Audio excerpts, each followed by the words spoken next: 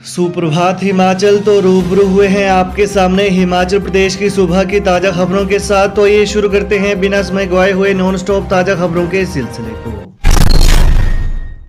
विक्रम बत्रा के पिता बोले जरूर जाएंगे, बेटे के नाम पर रखे द्वीप पर सरकार का ऐतिहासिक कदम।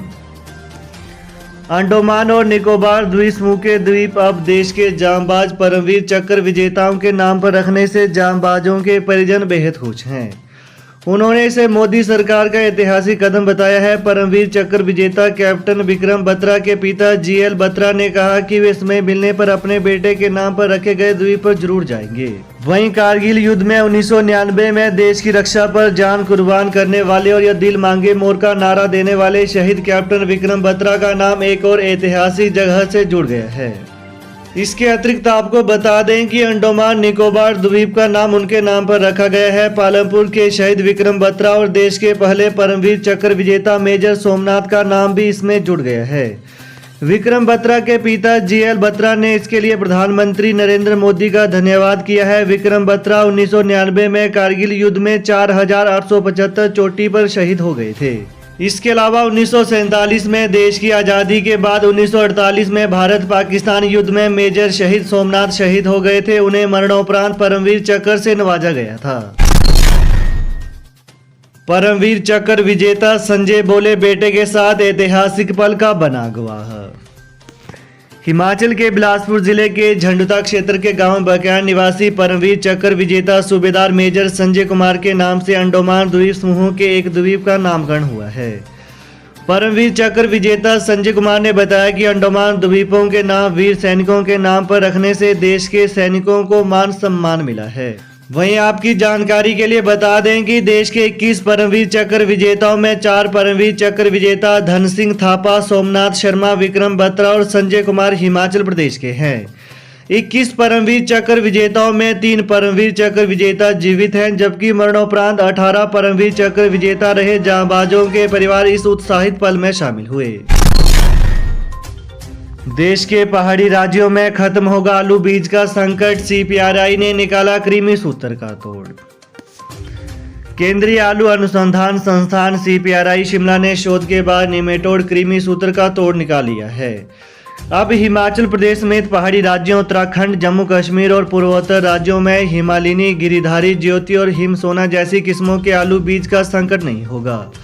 संस्थान के वैज्ञानिकों ने एक ऐसा रसायन खोजा है जिससे आलू बीज का उपचार करके कृमि सूत्र को नष्ट करने का दावा किया जा रहा है। केंद्र सरकार ने निमोटेड के चलते सीपीआरआई के कुफरी और फागू आलू बीज फार्मा में 4 साल से पैदावार पर रोक लगाई हुई है। संस्थान के वैज्ञानिकों ने अब एक ऐसा रसायन तैयार किया है जिससे कृमि सूत्र और उसके अंडों को पूरी तरह से नष्ट किया जा सकता है।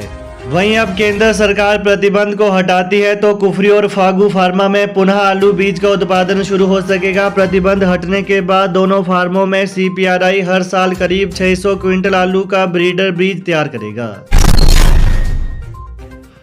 रामपुर बुशहर ननखड़ी में सड़क पर घूम रहा तेंदुए का शावक पकड़ा। हिमाचल के शिमला जिले के रामपुर बुशहर के ननखड़ी में पिछले कल वन विभाग ने स्थानीय लोगों के सहयोग से रिहायशी क्षेत्र में घूम रहे तेंदुए के शावक को पकड़ लिया है। इसका वीडियो दिन भर सोशल मीडिया पर खूब वायरल होता रहा। वन विभाग के विकल्प यादव ने बताया कि लोगों ने 3 दिन पहले इस शावक को पकड़कर जंगल में छोड़ दिया था, लेकिन यह दोबारा रिहायशी क्षेत्र में आ गया। इसके बाद विभाग ने लोगों के साथ मिलकर इसे पकड़ा। उधर रामपुर में भी रविवार को एक तेंदुए को पकड़ा गया है। शोगी के पास टेम्पो खाई में गिरा, 2 किशोरों सहित 3 की मौत।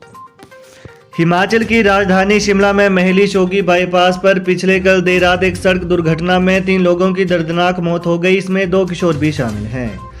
मरने वालों में कृष्ण 30 वर्षीय पुत्र चादिया गांव भागल, अमर 15 वर्षीय पुत्र जयले सिंह गांव भागल और रजवीर 15 वर्षीय पुत्र एतवारी माछीवाड़ा निवासी के तौर पर हुई है। वहीं घायल लखन 31 वर्षीय पुत्र बालका गांव भागल निवासी के तौर पर हुई है। एक मृतक जिला लुधियाना व 2 जिला रूपनगर रोपड़ के रहने वाले थे। यह लोग कबाड़ का काम करते हैं। वहीं शोगी के पास पिछले कल रात 8 बजे यह हादसा हुआ। पुलिस के मुताबिक पंजाब नंबर का टेम्पो महली से सोलन की तरफ आ रहा था। आनंदपुर पंचायत के बनोग गांव के पास टेम्पो अनियंत्रित होकर गहरी खाई में जा गिरा।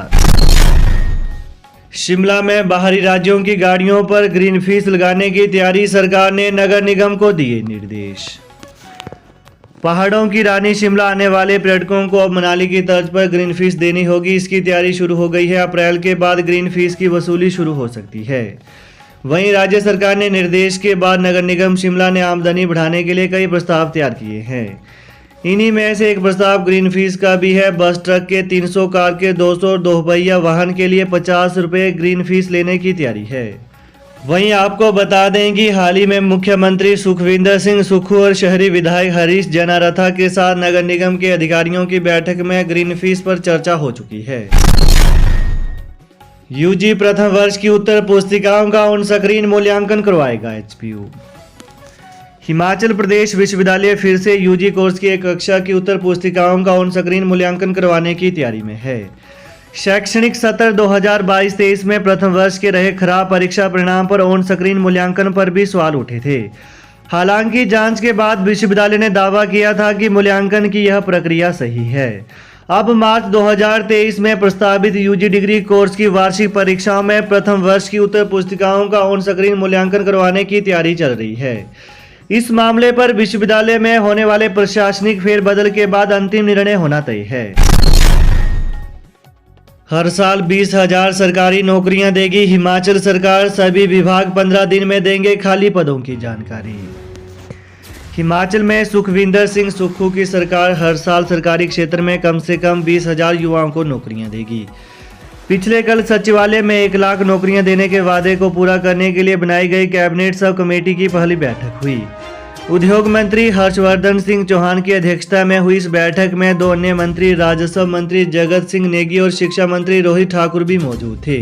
वहीं बैठक की प्रोसीडिंग्स 10 सचिव एवं श्रम विभाग के सचिव अक्षय सूद ने पूरी की।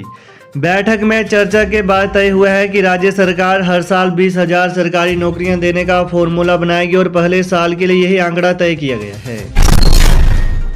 सरकारी स्कूलों के विद्यार्थियों को नहीं मिला बैग, वर्दी और पानी की बोतल। सरकारी स्कूलों में पढ़ाई कर रहे विद्यार्थियों को शैक्षणिक सत्र 2021-22 में वर्दी, बैग और पानी की बोतल नहीं मिल सकी है। अभिभावक राकेश कुमार, कुलदीप कुमार, रमा देवी, सुरेखा कुमारी, कमलदेव, नीलम कुमारी ने कहा कि स्कूल में पढ़ने वाले विद्यार्थी बैग, वर्दी और पानी की बोतल के आवंटन का इंतजार कर रहे हैं।